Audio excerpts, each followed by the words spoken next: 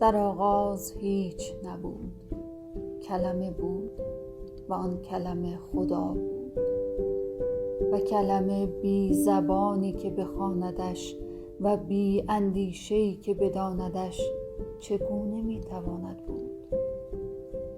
و خدا یکی بود و جز خدا هیچ نبود و با نبودن چگونه میتوان بودن؟ و خدا بود و با او عدم و عدم گوش نداشت.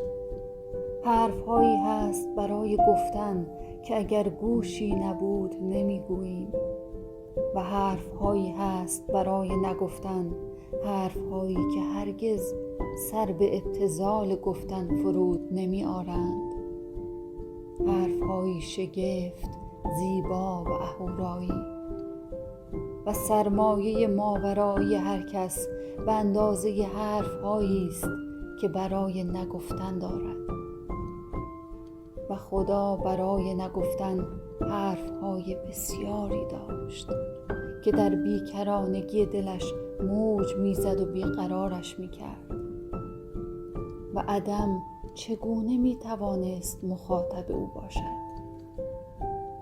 عظمت همواره در جستجوی چشمی است که او را ببیند و خدا عظیم بود اما کسی نداشت.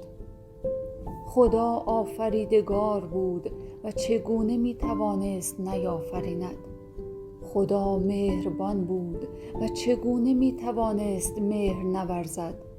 و خدا زنده جاوید بود که در کویر بی پایان عدم تنها نفس میکشید.